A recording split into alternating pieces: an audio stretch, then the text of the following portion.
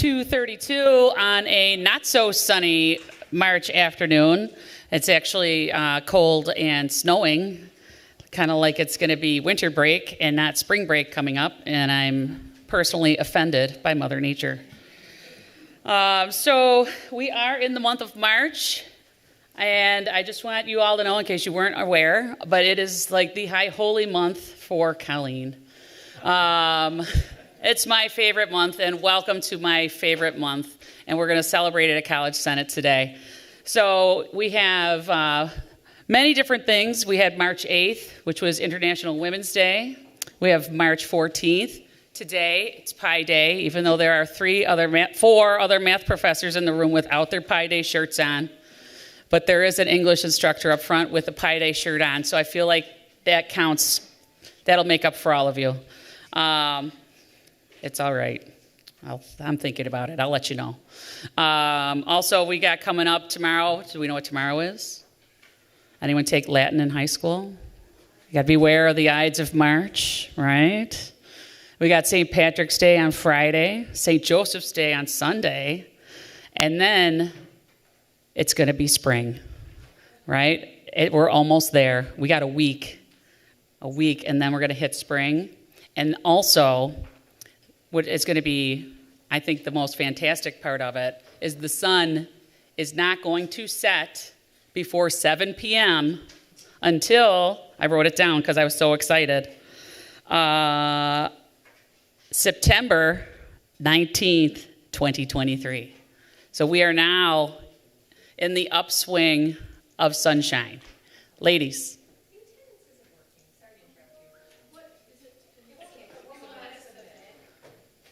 All right, stand by on attendance. But yeah, so we're looking forward to more sunshine, more daylight, and we're going to stay on that upswing of daylight until September, which is going to be after our first Senate meeting for the 2023 fall semester as well. So it's just going to be getting better every day. So even though Mother Nature has given us a snow shower today, it's going to be 49 on Thursday, so we can all have a sinus infection for St. Patrick's Day. But you know, things are getting better. A couple of other things with our March meeting in particular. 5 years ago, Erica and I were driving here together, and we had to turn around. Do you remember this? We had to turn around at the Galleria Mall because it was a whiteout on the 90, right? And Rick Rashowski was the provost, so we had to call him to decide what to do with the meeting. We left South Campus at like noon because we knew the weather was going to be bad, and they ended up closing the campus, and it was one of the only times that we had closed the campus due to weather in March, so far into the semester. 3 years ago today, actually yesterday, was COVID, right? It was Friday the 13th. Remember, Australia was on fire, there were murder hornets, there was COVID, and we weren't sure what was going to happen. It was our last Senate meeting, and then on that Tuesday, the 9th. And then by Friday the 13th, that was it. And we were telling students, I was telling my kids, empty your lockers, get everything home. I was telling my students, bring everything home, and before you walk out the door this week, make sure you can log into all of your classes, talk to your instructors, make sure you know everybody's email addresses, because I don't think I'm going to see you again. So that was 3 years ago this week. So March is a lot of things for us, you know, on a personal level, as far as, you know, different holidays and things too, but also for us as a College Senate, we've had quite a bit of our own history during the month of March. A couple of other things that I want you to be aware of, other than that sunshine. I can feel my seasonal affective disorder like gradually leaving my body as I'm announcing over and over again that we're going to have sunshine up till at least 7 p.m. for the next 4 or 5 months. But a couple of things that are coming, we'll talk about it a little bit more, but there's going to be an Accepted Students Day, which is something new that we are doing at the college. So this is for, in addition to open house. And it's going to be where we're welcoming all of our students who've been newly accepted to the college to all 3 campuses, and that's going to be May 2nd from 5 to 7 p.m. North, it'll be in the cafeteria. City campus will be at the Flickinger, and then at South, it'll be in the library. If you are interested in participating in any of those days and helping, There are people spearheading each individual campus that can help with that. Erickson will be talking a little bit more to that in a little bit. Some things that are on the new homepage, here we go, our SharePoint here, which is awesome. There's 3 things right up front that are important to us, but more important to our students. Scholarships. Scholarships open on March 15th. I tell my students apply to every single scholarship you can. We have a scholarship luncheon. It's a really great event. And every time I attend that event, I find out about scholarships that weren't used because nobody applied, right? We need students to apply. Apply for one, apply for them all, right? You get a good essay, go ahead and put them in there because it's not going to hurt them to apply. Also, applications for graduation is due April 1st, which is a Saturday. So that could be done through Workday. And then, of course, we're looking for student ambassadors, which is a paid position and also looks great on a college application for students that are going to transfer once they leave us. So those are on the front page. Very exciting opportunities. And again, kind of some hallmarks as we are wrapping up the semester, because we are, believe it or not, it's our second Senate meeting of the spring semester, but we're also smack dab in the middle of midterms, right? Midterms are due on Friday, which I don't know what date I thought today was. I was too focused on it being Pi Day, and I forgot that I had to do work things, and that midterms are due on Friday. So that's where we're at. And with that, we're going to be talking about 7.5-week courses, and Dave Uzinski is going to talk about that with us as well. And then lastly, I want to just do a quick reminder of the College Senate agenda. Let me pull that up. All right, so College Senate Executive Team meets the 4th Tuesday of every single month. If you want to be on the agenda, you have to get your information to me by the 4th week of each month.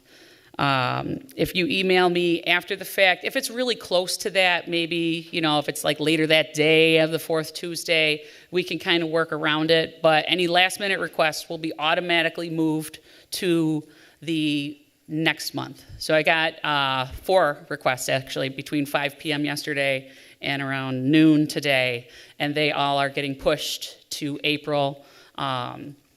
It's in our bylaws. It's the way we work. Colleen also doesn't like last-minute things. Colleen talks about herself in the third person, and we don't want her to do that. All right, but that's the way it works. If you want to get on the agenda, email me, email Erica or Mary or collegesenate@ecc.edu, and we'll get you on the agenda for the following month. All right, Adium could not be here today, so we are going to skip through the report of the officer in charge. We have a few of her updates that are going to come up later in the agenda. So at this time, we need to talk about the approval of the minutes from February 2023 College Senate meeting. I'd like to ask for a motion to approve the minutes. Amy, second. Linda. Any discussion? Any objections? All right, so the minutes are now approved. We're going to move into Governance Committee. Michael Rio. So just a couple announcements from governance. There will be an election for South Campus Liberal Arts. There were 2 nominees received, Melissa Pauley and Amber Reinhardt.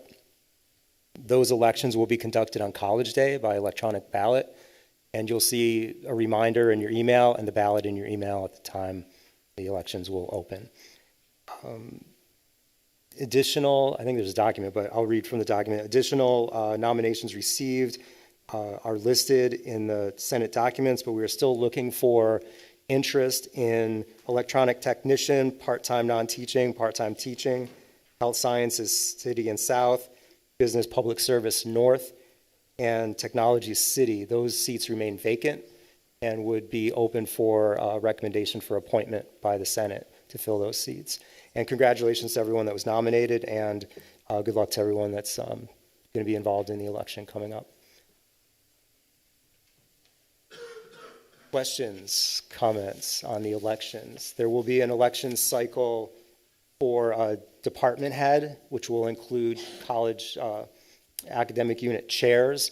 That will begin after the April Senate meeting, and then in May, there will be an election for officers of the Senate, and that will include chair and vice chair.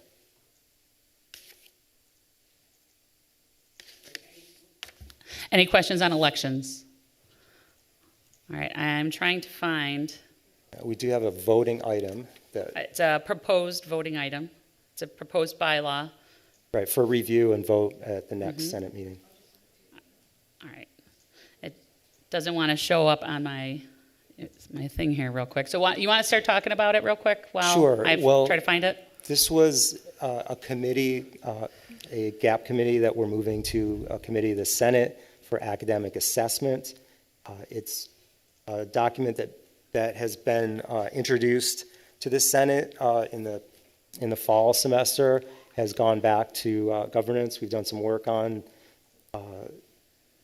establishing the reporting structure and members for an academic assessment committee that's very similar to the existing GAP committee structure. Once that document's up, we can address specific questions or really open for discussion at next meeting if there are questions that you want to raise before voting on the item. Again, because this is a bylaws change, it requires 30 days review before we can introduce the vote. Great. I'm going to call on Sabrina, if you don't mind. So Sabrina is the academic assessment committee chair currently. This is something that we've worked on, and Sabrina helped us a lot with it. Sabrina, is there anything you'd like to add to this proposed bylaw change? I don't think so. I think it's pretty straightforward. It's just one of the last ones of these academic committees. It really should be under the auspices of the Senate.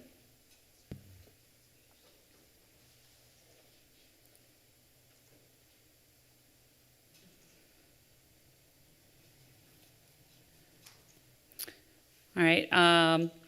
As Sabrina said, this is a functioning committee as is already. It's been on the GAP site. I believe it's been under the provost in the old GAP site where it lived, along with CWCC, which is our college-wide curriculum committee, our general education committee, and academic standards. So this is the last of the few to go over. The setup and the way it's written mirrors the way CWCC and general education was written.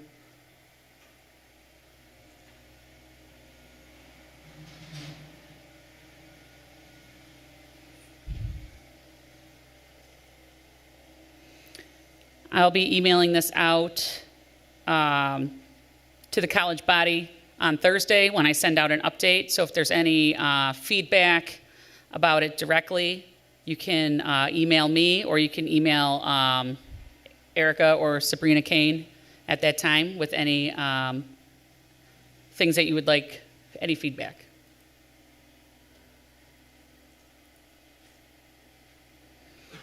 Okay, speaking of committees that we've moved under the College Senate that are academic in nature, academic standards, Michael Higgins.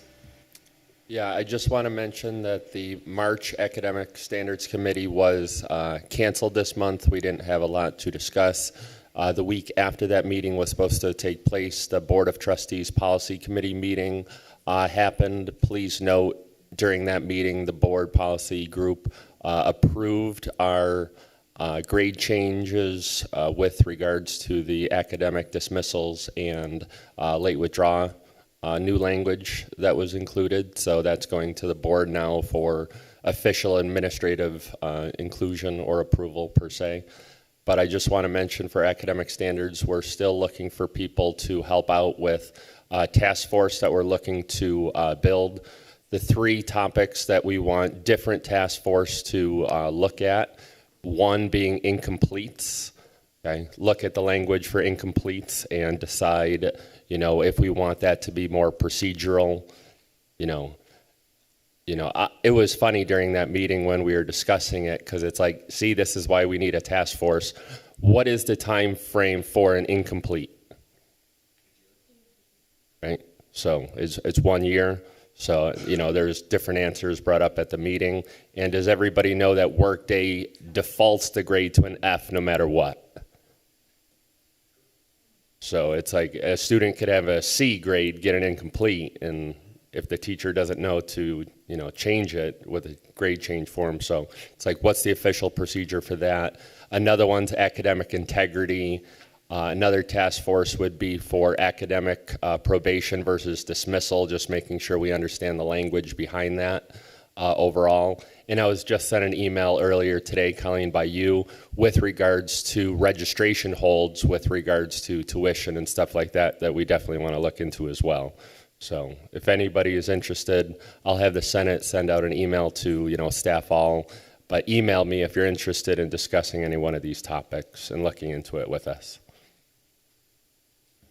Great, thank you, Michael. And just to give a little background on the last thing that he talked about, and this has come up quite a bit. We worked on it with the previous CFO, Penny Howard, but our students would get dropped for non-payment for tuition prior to the start of a semester, right? They don't anymore. That's something that we've been working on. So now there's different language, and it's do we do this, or do we do this, or do we do that, right? So one of the things that we found at the time was that if our students were dropped for non-payment prior to the start of a semester, they weren't notified, or if they were notified in a manner in which they didn't receive it, along those lines. And then they would come the first day of class to register for classes, find out that come to class, find out they were dropped from their schedules, and then have to re-register, except for there was no classes left to register for, right? So that's this policy. So we've kind of been fixing it over time, and we need to really make sure the language in there is clean and concise and does what we intend it to do. So that's the next up on the docket for work that needs to be done through academic standards. Anything else? Awesome. I'm going to call on Dr. Erickson Nealon's Strategic Enrollment Management Plan, including open house and accepted students day. Erickson. Thank you. As many of you know from last semester, the SEM plan was developed and created, so I'm still working on a version that'll be then more user-friendly, a playbook kind of format with it. So as I work and collaborate with the marketing team, we'll be building that likely sometime over the summer. So hopefully then present it over here during the next academic year. That doesn't devalue the information that's in there, so that document that was reviewed in the fall semester is still our guiding plan with regards to the opportunities as it presents itself with enrollment, which then presents itself with these two items here. So as many of you know, the open house is happening next month, one at each campus, so April 25th at City Campus, April 26th at South Campus, and April 27th here at the North Campus. City is going to be in the Flickinger Center, South is in the cafeteria, as well as North is in the cafeteria. All those are from 5 to 7 p.m. The other topic, and Colleen, you introduced it, so I appreciate the lead into this, is the Accepted Students Day. So a little background on this. SUNY, under the guidance of a new Deputy for Enrollment, Joel Winkowski, in the fall semester had the free application week for all the SUNY schools. And that has yielded some pretty significant increases in applications across all the state-operated campuses, 4 years, universities, and the community colleges. At the SUNY conference I was at last week, the point-in-time average, I would say, for community colleges is around 9% up in terms of applications from the prior year. Here at ECC, we've been averaging between 12 to 13%, so a little bit higher than the average that you're seeing across the state, which is promising for next year. So from that, the focus then became from both the chancellor as well as the deputy of engaging students. And so in thinking of the impact that the faculty and staff can have, we reached out to a number of different influencers in the different departments and asked, would we be able to create a working committee that would be able to strictly engage students? So calling them, following up voicemails, et cetera. And I was just very impressed with the overall response that we got. I think we got a total of 17 currently, faculty and staff that volunteer time to commit. And I think there's still more numbers that are growing, which is, I'm truly breathtaking. And when I presented at SUNY last week, the number of schools that were like, wow, that's awesome, was just tremendous. So I'm so thankful for it. That has yielded some really promising feedback of, students have been really excited to hear from us. The phone calls and at the meeting last week, both the chancellor and the deputy said, student engagement is what makes a big contribution to the decision of where students go. That phone call, that reach out, so just exactly what we're doing here. From that came the idea, I think Chris Polinsky actually at South recommended, can we have an Accepted Students Day for registration? So Phil and I looked at each other and I think we're like, absolutely, tell us what you want and we'll make it happen. So we worked with a number of faculty. I know Rich is here as well as others, and identified that May 2nd seemed to be one of the best days when talking to department chairs. So the intent is to have a specific Accepted Students Registration Day at each of the 3 campuses on May 2nd from 5 to 7 p.m. And that's been a really great way to have a call to action for the students as we're reaching out to them. So as Colleen mentioned, if you're interested in participating, having that presence, we're going to have individuals from hopefully a number of different academic programs, but we'll have financial aid, admissions, et cetera, to be able to help students through that process, just like we do over the summer. So the intent is to then be able to have this event before the spring semester ends as a way to get those students registered before they leave for the summer. Great, thank you, Erickson. Just a tidbit about the group that are making the phone calls to the students. I'm on that group, a couple other faculty members that I know of, and really just get on an email. And we're sent a spreadsheet with students that are attached to our names, and we call them when we have a chance. And if there's, there are all sorts of different programs. So, for example, some of my students, they're not mine, but like on my list, they are not from general studies, they're not from math. If they ask me any questions, I just make a note, and then someone from that department will contact them. We have a script, and we kind of change it every month. So right now the script is focusing on open house, and then next month the script will focus on the Accepted Students Day. So we're kind of changing the message as we move along. And a lot of times it's mostly voicemails because, I don't answer the phone if I don't know who's calling me. So it's really just a little reach out, little voicemail with a real quick script. And it really seems to be helpful, and the student feedback that we've gotten one-on-one has been, makes me keep calling people, right? I feel like I'm doing something, so. All right, thank you. Dave Uzinski, 7.5-week courses. Hi, everyone. So the 7.5-week courses for this semester are doing really well. We had another 15% enrollment increase since the last Senate, so that was about 54 students in seats, and they're filling up, so there really isn't that much room to add more students. So those students between last Senate and this Senate are the ones that are adding the courses either because they were withdrawing from another class or they were just taking another class to try and graduate on time or advance their graduation. I wanted to mention, so on the screen are the courses that are offered, and the contacts would be Lisa French and Abdul Farouk. I wanted to mention that I think most of us are getting our schedules back from administration. We should keep whatever courses ran for the 7.5 weeks in the rollover for the fall so that faculty can actually choose those on as they pick load, because what we can do is use as a gauge the run cancel that would happen at August. If any of the courses, whether they be a second half course or a first half course, if any of them are below 8, then the faculty member would have to perhaps have a backup course just in case it would cancel in the second half. If it's in the first half, obviously it's below 8 or whatever they deem to cancel courses, that would be canceled immediately. But I know that some departments for this spring actually used those courses to make load for some of their faculty. So we should definitely put that in the schedule. Doing the September add-in, it just doesn't work.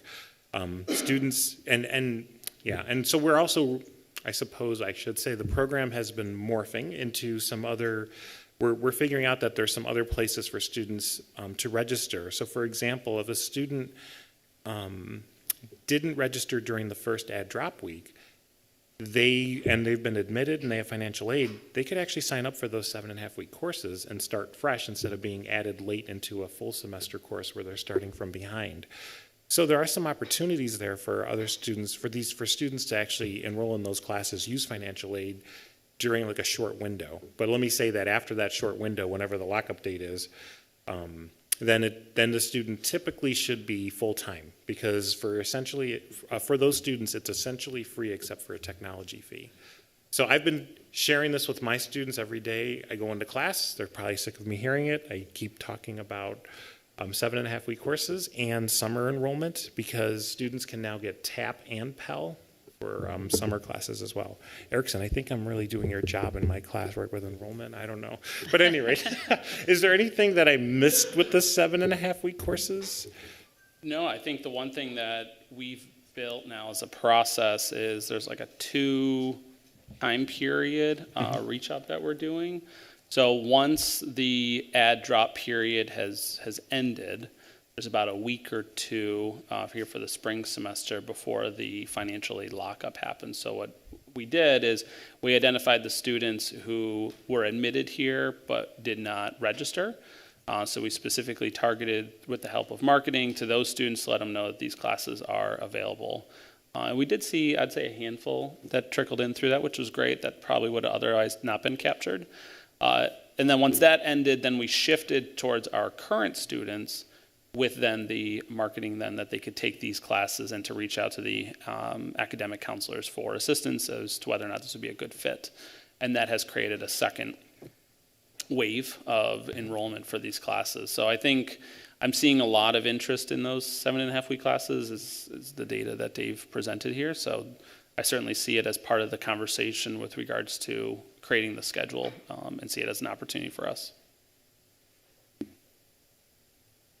Is there any questions about 7.5-week courses? And if you have any ideas about adding any for the fall, or especially sequence courses, we're still looking for any type of sequence courses that might work well in certain departments, especially students that may be starting off, let's say, a little bit behind and need to take like a prerequisite course. Then they need to take their major course that might not be in the schedule. That would be helpful. Great. Thank you, Dave. Oh. Michael Higgins. Dave, can I ask you a quick question about that in terms of a student needing a prereq course, then going into a major course?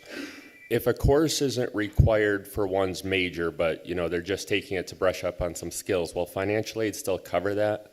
Or they got to be full-time and then they got to take that additional? Right. So I'm going to, if I say this wrong, whoever's financial aid, I'll defer, but I believe it's if they're 12 credits in their major, right? Like if it's towards their major, anything above that is essentially free tuition. It's the same price. So But they still have to pay the technology fee on it. Right. But yeah. So they can't count this prerequisite course towards their financial aid full-time? Correct. Okay. As best I understand. Yeah, so to clarify with it, it's that financial aid lockup is like your key date for then in terms of the financial aid eligibility. So from that, whatever it is that's on the curriculum as required for that major, and then if they're registered for it at that point in time, that'll go into their formula used for financial aid. So it depends on, I guess, what the prerequisite is that you're referencing and how that would be calculated. I mean, just being in the math department, I teach the 175, not to get too, personal in the math sequence. A lot of students taking the 175 for business or architecture are very rough with their algebra skills and could use a brush up. 125 is not required, so I go and tell them, take 125 first. I got to take another math course. It's like, well, you could go into 175 and struggle, or you could take 125, do well, and then, but 125 is not needed for my major, so I got to pay for that. Or they got to take 12 plus that.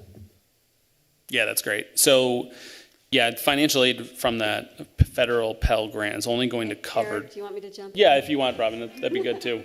Thank you. I was waiting for a break in the conversation. Financial aid, federal financial aid does not pay for prerequisite courses. They'll pay for remedial courses, but not prerequisite courses. Does that answer the question? Okay. Great. Thank you. Thank you. So, right, I think a 125, 175 sequence maybe in the spring when business has the students in their guided pathways taking calculus might not be a bad option, like if we did it for next spring. If that makes sense, Michael.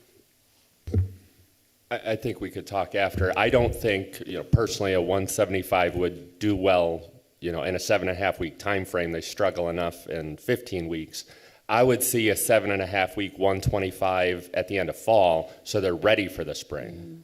That's what I would see. And I believe Phil requested that last time in the Senate, that there were students asking for 125 in the second half. Perfect. Okay, great. Thank you. And with those ideas, think about your summer classes that you might do, a summer 1, a summer 2.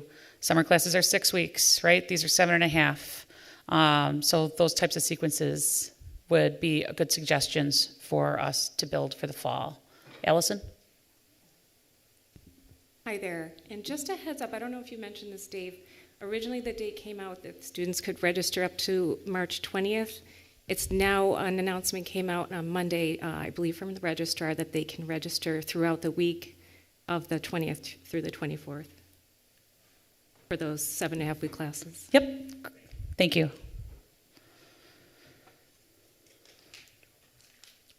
Awesome. Anyone else? Excellent. Okay, I'm going to move on to new business, and I'm going to call on Mr. Paul Danu from Facilities.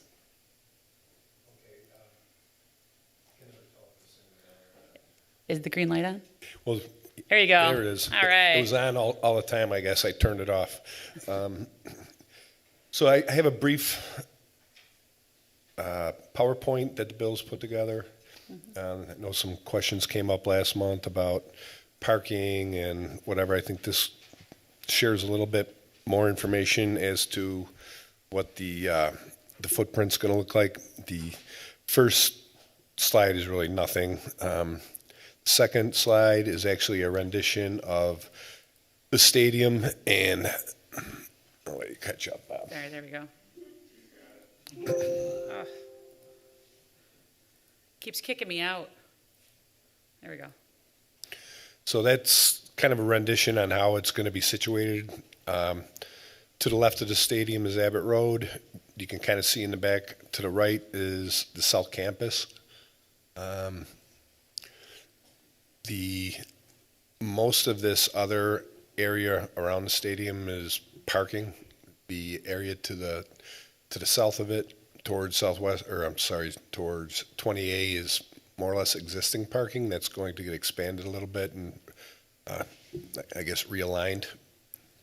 The next slide is a aerial view and like an overhead view of what the entire footprint is going to look like.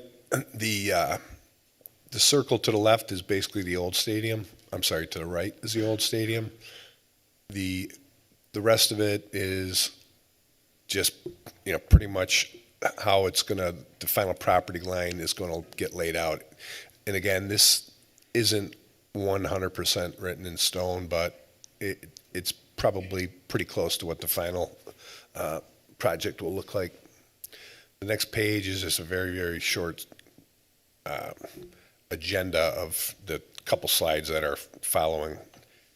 It's basically just the project's approvals that have occurred to date, Erie County auction of property. Basically everything that we own is really the county's. So when we dispose of anything, it's really up to the county they can auction it, which they've done. The ECC lease, we covered that a little bit last month. The ECC Stadium Project Team Coordination. So again, this was a very brief outline of the next couple slides. I'm not really sure why it's in there, but so far they completed the seeker report. That was one of the things that held it up a little bit, getting that review approved. They were hoping to have that done in last March or April. It didn't finally occur until more like June or July. The construction coordination agreement and stadium lease agreement and the community benefit agreement, those are really all between the county, the bills, and the state. The CBA is supposedly going to come back and somehow benefit the college. They haven't really filled us in exactly how that's going to happen, but they say that we're going to get taken care of to some extent in that. The next slide was, this is just some of the things that they auctioned off. This occurred early February. I'm not sure who won it, but most of the removal of these items has occurred now. With the exception of the foundations, the buildings, the old, there was a couple storage facilities and ASC buildings that were on the premises that are still to be demoed, but most of the other items have been done. The bleachers, the fencing, the housing, the little buildings have been stripped down of all their metal, because basically it was one contractor bought everything for scrapping purposes. The next one, this is just the, again, I think we covered this last month. The contract's been executed with Gilbane Turner. They're also renting place area in Building 6. They'll be entering and exiting completely from the north side of the building, so they will not really be in that hallway between, say, the bus loop and our elevators. We've confirmed with the NFTA and our shuttle that they'll be able to enter and exit off of Southwestern. We weren't really sure if they'd be able to make that turn by building or by the G lot, but they've confirmed that they can. The next slide is more of an aerial view. It just kind of, again, this was brought up last month as to, what parking is going to be theirs, what's going to be ours. The bill's carved out around Lot G, which is still on their side of the land transfer, but they're not going to be taking that. They're going to use Lot F. Once the stadium is more complete, we'll get Lot F back, because that's going to be housing the construction trailers. It's a little closer to the stadium, and then they would take Lot G back. What else? Next item was, this is just a very, very high level, what the next things are going to be occurring. It's kind of tough to see, but the items below the Bills' new stadium bid announcement, those are some of the bids that are out. Most of those have already now been due, and they're evaluating the responses and getting contracts put in place. The site fence is supposed to go up probably early part of April, maybe the very end of March. The demolition is going to start immediately once the fence is in place, probably the later part of April. The utility relocations, our domestic and sewer line comes onto the campus from Abbott Road, so they're going to be relocated to off of Southwestern. Again, they just confirmed this morning that those aren't urgent things, that the initial work will not really involve either the sewer lines or the fiber optic line that runs through that area that connects to the old Alumni House and Pressure House over on Abbott Road.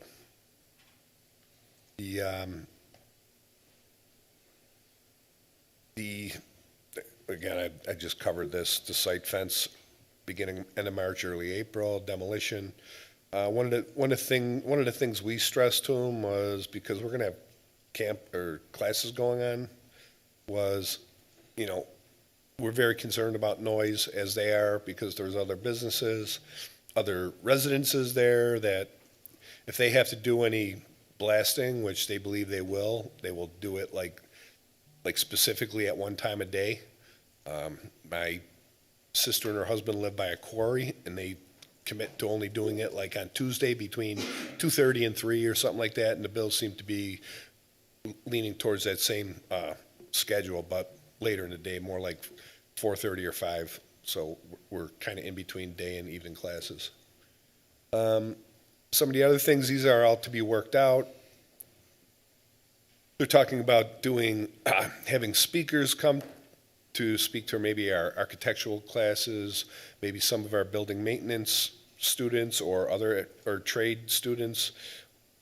We'll get tours as the project proceeds, actually potential jobs for them students. So these are more in the works, and they listed manufacturing, construction trades, workforce development type of opportunities, and STEM, because they really weren't sure, what other things. This was just like a quick summary of what might be available, along with, I'm sure tours and things of that nature as the project moves forward. Any questions on that before we jump into the next things? Allison? Yes.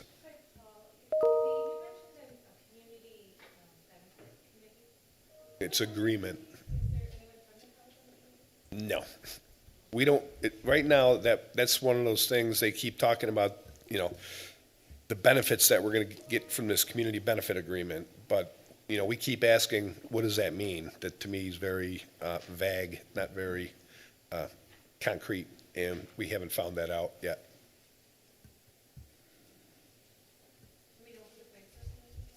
I would assume it is, I would think it's probably the county executive, maybe Ben Swanekamp, people from the county, as well as the Bills. We're not at the table. Paul, regarding the speaker series, internships, apprenticeship programs, and things on there, I also see that we have quite a few programs on there, but we're also missing like our business management, we have sports management and things like that. Right. Are other programs going to be considered? Yeah, absolutely. How are the internships going to work? Are faculty involved? Colleen, this is all like very fluid. And we got this slide deck yesterday. And as I said, they just threw these departments out there because they felt like they were the most obvious ones. Not to say that there wouldn't be other departments that could benefit from the project as well. Great, thank you. Any other questions before we keep moving? Michael Higgins? Sorry if this was already asked, but I'm not sure if you said we weren't at the table. Like, who's our point of contact internally for our academic integration with the bills and stuff? That would be the provost. Okay. She's at the table, but again, this is just kind of getting rolled out. They haven't even broke ground, so. Okay. But they have made it very clear that they plan to be a good partner, a good neighbor, and make sure that we are getting benefits from the disruption that they're going to be causing us over the next few years.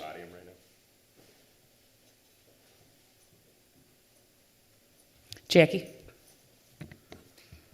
Sorry, this is on the same topic, and I don't know if you have an answer, but just along the same topic about the academic integration opportunities, is there a timeline on when we're going to get more information about next steps about incorporating someone from the college on these committees, or on where at the table where these decisions are going to be made?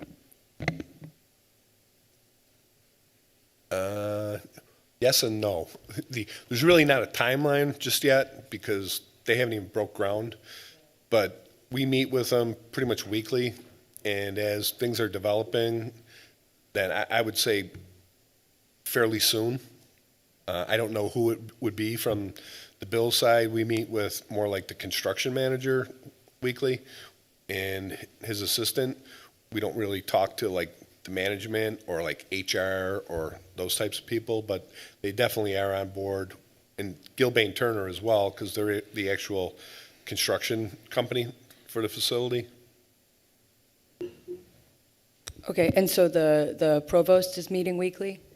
Yes. And then that as our representative for the academic integration opportunities, but not yet with management or HR? No. Or okay. No.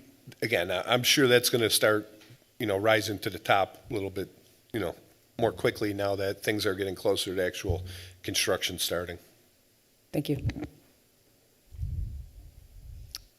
Any other questions for Paul at this point? We'll keep going. All right. Post office I'll be very brief. We moved ServPro off the project, so we're kind of coordinating everything through the college. We have Stoll is in there doing, they scoped and are monitoring and overseeing all the abatement. Metro Environmental is actually doing the abatement work, which started this week in the bookstore, and in room 552 there was a small amount of abatement work. They've been doing lead paint removal like as over the past month. The current plan for Metro is they plan on being out of the post office by June 2nd. That's kind of coincides with most of their busiest season, which is during the summer when all the school districts are going crazy for a few months to try to get their summer work done before fall. Lakeside is doing the reconstruction work. They're actually, the two guys that are the president and VP actually went to our construction management program. And they're also going to be the project lead or general for the North Campus window and door project that's going to start in the next, probably the next month. But we're meeting with them tomorrow morning, and then we're going to take a walk through afterwards just to kind of clarify some of the scope of work. So we'll probably have a better idea once we talk to them. A lot of the areas that were damaged really don't need to be abated, or it was really just like some ceiling tiles, water on the floor, cleaning. But they're going to concentrate on 260, which is the ASC's bookstore down there. They've started their abatement work in there. I'll get a better idea tomorrow. We're going to probably request they move to 460 after that, because that's one of our larger computer labs up on the 4th floor. Right now, most of the abatement work is it's proceeding. It started earlier, I think towards actually the end of last week.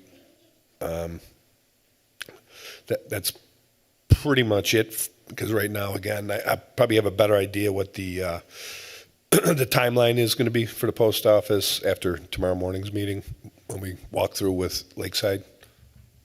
Any questions on that? Dan Frontera? Paul, was there any work to be done in 266, the Student Access Center post? I have no idea, Dan. Have you been in there at all to know that it's damaged, or? It's immediately adjacent to 260, so that's my concern about the water flow that went in there. And I know there was an extensive amount of water on the floor, but I don't know beyond that. Most of the damage, I mean, it came right through like 560 to 460 to 358 to 260, right along that chute of rooms. So I mean, if you shoot me a text, I could find that out for you tomorrow. I mean, I have the scope of work in the abatement, but that's about a month old now, so I'm sure it's changed or been updated since then. Will do. Thank you, sir.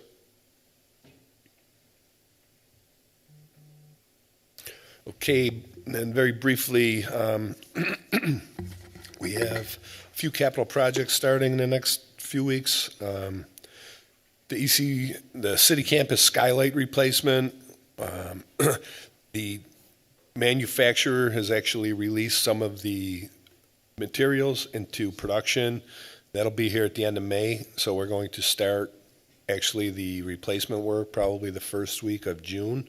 At least tentatively, that's what's planned. The city campus roof, the clay tile roof replacement, that came back way over the estimated cost. So a scaled down version like the west and north sides, or I'm sorry, west and south sides, those bids are due actually today. That work is most likely going to start sometime later summer or early fall. So anyone who's gotten attached to the scaffolding down there wrapping around the building, unfortunately, you're gonna it's going to be gone soon, finally. Spring exterior upgrades and interior, that's the pretty much all the doors, all that nasty looking glass block. The ramp that is on the quad side of the building, the one that's more in the middle, that is going to be removed during the spring recess between April 3rd and 9th so that they can begin, forming it and repouring it in the next few days, shortly afterwards, so that they can then start moving towards more easterly up the quad. The demo to the student lounge and the storefront area there, that's tentatively scheduled for 5/4, although with that being so close to the end of the semester, we'll probably see if they can't move that back a little more, just to kind of minimize some of the disturbances. The dental wing, those windows will probably be in June sometime.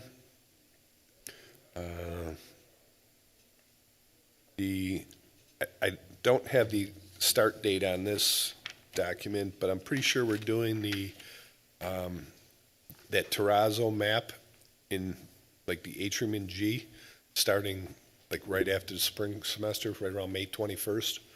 That again, I gotta see, because that's going to be loud for at least a few days when they remove that. That's kind of it for the immediate projects. Any questions on those?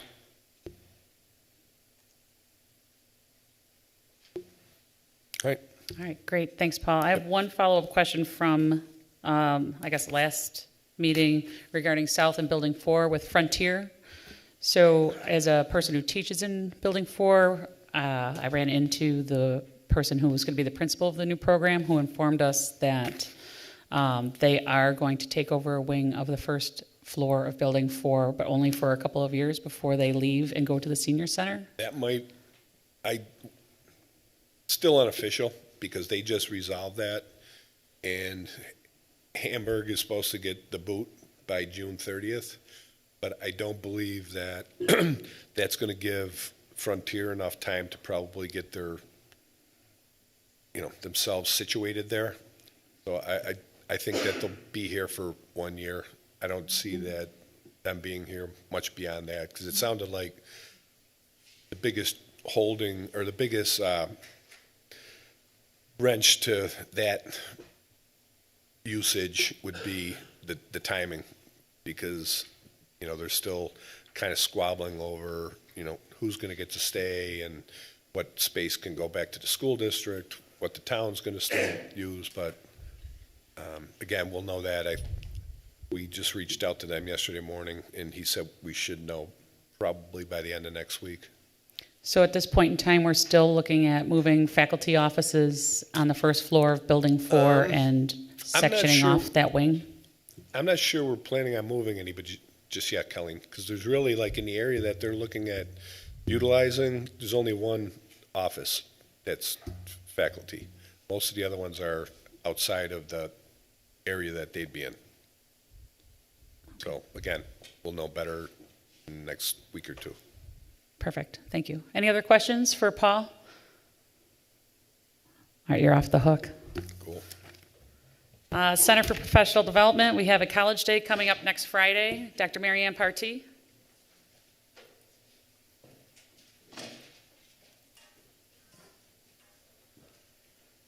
Hi, everyone. Well, College Day's been on our calendar for a while. It's next week. There's no future planning that's needed, no reconstruction or anything. You know how it works. So we're looking forward to us all being there collectively. As always, we will have ample food, so you get to come and have breakfast and network with your colleagues, which is always exciting. We'll all be together. We also will have lunch. But if you look at the program is College Success Summit. And what we're going to do that day is we're going to have a lot of information from our colleagues that are going to share what they're doing in terms of assessment, where programs are working well, and models that they want to share with us. The thing about assessment, it is ongoing, but as you all know, it's important that once we do assessments, you look at what you found and decide what things are working and what things we need to change, because we are here to make students successful. So that will be an interactive day. We will have a panel mid-morning, and we've put several departments in there so that everyone will have a voice in discussing what their students need to make sure that their assessments are being met, or what they might need to make those assessments outcomes better. I think that's about it. The afternoon, we're going to have breakout sessions so that departments and units could get together and collaborate on what they're doing, what they need to do, and what their goals are as a response to the information that will be shared in the morning session. Any questions?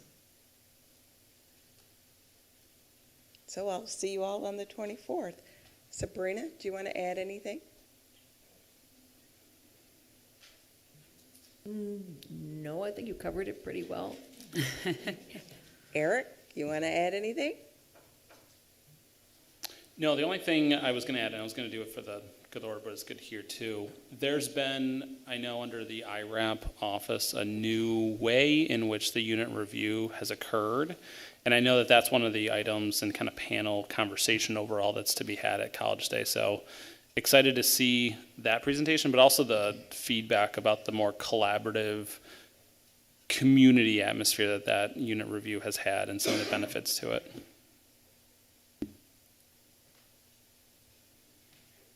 All right, great. So thank you very much. So remember, although I feel like we've grown so much in the last few years, where assessment was like an evil word that started with the letter A, right? We're all forced to walk around with it on our shoulders if we were not doing assessment. But assessment is, how we grow. It's how we learn. It's how we service our students better. Because that's, let's face it, that's why we're here, right? I'll run these meetings monthly, but, my main job is to be here for the students, as is all of ours. So assessment helps us grow as instructors, as departments, and as programs. So it's going to be a really great opportunity for us all together as an institution. Graduation, Dan Frontera.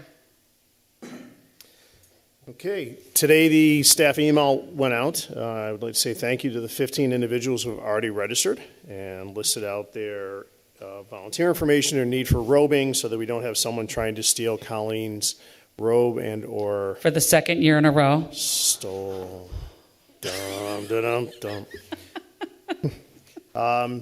Please, if you can, if you're going to be attending, make sure you get on register, whether you are going to be robed, you're going to be volunteering. Helps us to plan for everything. This year's Mace Bearer, we have interest from Denise Wooten as the next person in line after the retirement of Greg Gillis. And we are actively looking for one more herald. So looking for someone with a great Bob Barker type voice. See Mike Higgins' eyebrows just went up. So we are looking for that one more on that. Other than that, things are progressing very well. Students are applying. I don't have the numbers currently, but we're on track. Awesome, thank you. But yeah, it's that's I think one of the things that people forget about is that we do get to wear a regalia. If you have regalia maybe in, I don't know, a box that you moved 7 years ago in your basement, you don't know where it is, the school will get it for you, and it's nice and steamed and beautiful, and they'll help you put it on in case you forgot, because it's been a long time. So, but it's really nice. It's a great opportunity to be there, be with our students. I'm really looking for a big turnout this year. Last year was okay. It was our first year coming off of COVID. But I don't know if you saw the email, but there is quite a bit highlighting our academics and our faculty, right? And that's been one of the things that we have talked about collectively for a while, and they heard us. So get there, be there. They heard us. They're taking our suggestions. We get to be with our students. It's an awesome opportunity. Fill out the sheet, get there, be there, and then we all can celebrate them together. It's also an hour earlier this year. Again, we brought that up previously, but it's a little bit earlier. Get out earlier. You can hang out afterwards or not. You can all go home. It doesn't matter. But Graduation is a fun time. Before I get to the good of the order, is there any other new business that anyone that I forgot or emailed me an hour ago? Dan Frontera. And come back onto commencement ceremony itself. We have been given the approval to go ahead and look for an after-event activity again this year.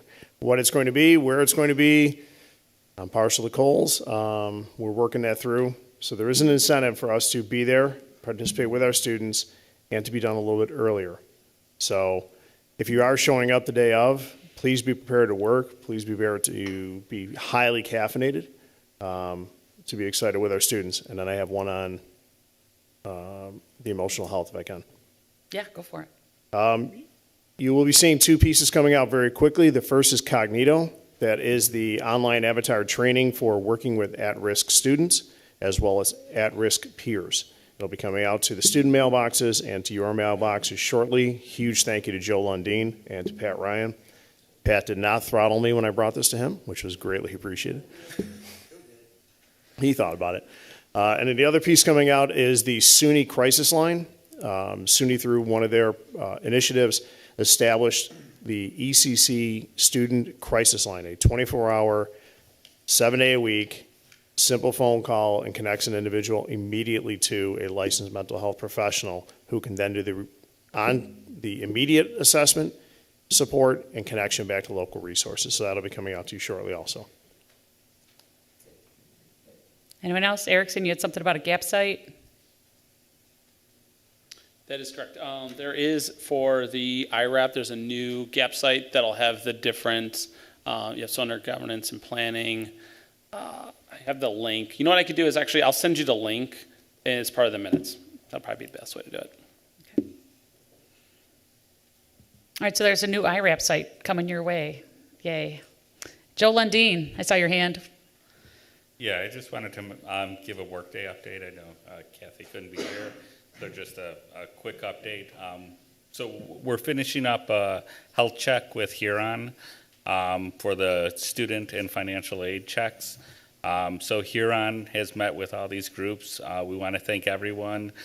We had the student service areas, the advanced studies, transitional programs, ITS, all participated.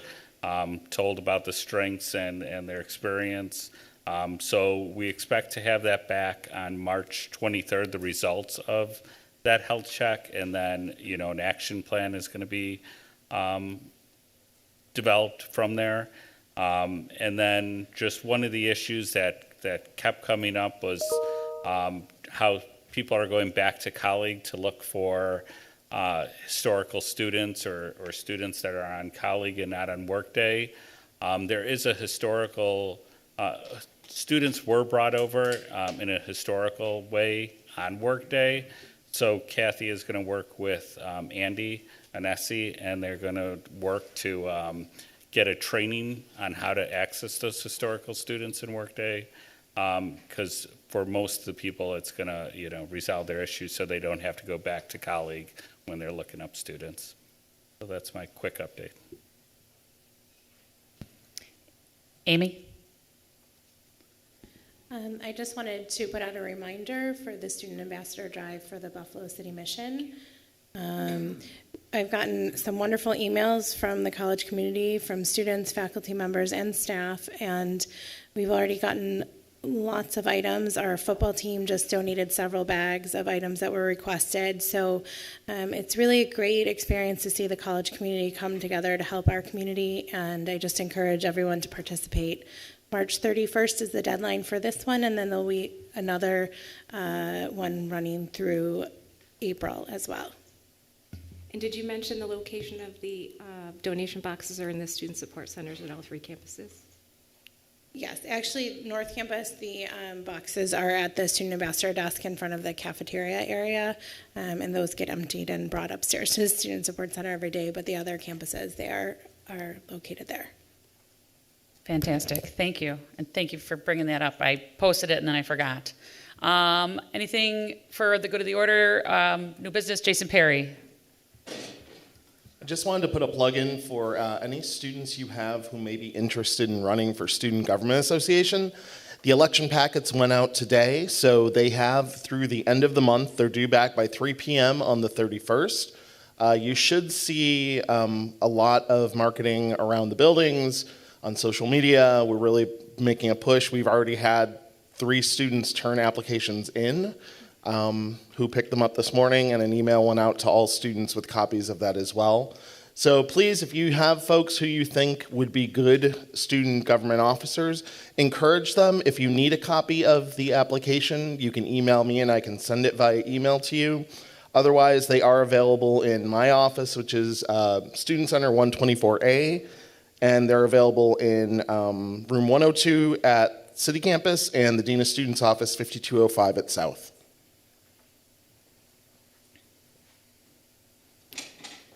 Awesome stuff. Anyone else? All right, well, it is 3:37. I'm going to give you 23 minutes back to your day. I did maybe threaten to sing my Pi Day song, but I'm not going to do that because I don't have any beverages on board. But just so you know, there's a great song out there. I'm going to put it on the screen behind me, and you can just sing along in your head to Don McLean's American Pie. Have a great day. Oh, Amy. So sorry, I'm stealing a couple minutes. We are recruiting new student ambassadors for the fall. The deadline for application is March 31st, and the information was sent out to everyone. But if you need any further information, or if you have students you think would be a great fit, please feel free to refer them to the supervisors who are listed on the email. Excellent. So now it's 22 minutes back. So my math is now correct. All right, everybody, have a great week. Happy Pi Day, happy St. Patrick's, St. Joseph's, and happy spring break. We'll see you when you get back. Yay, sunshine.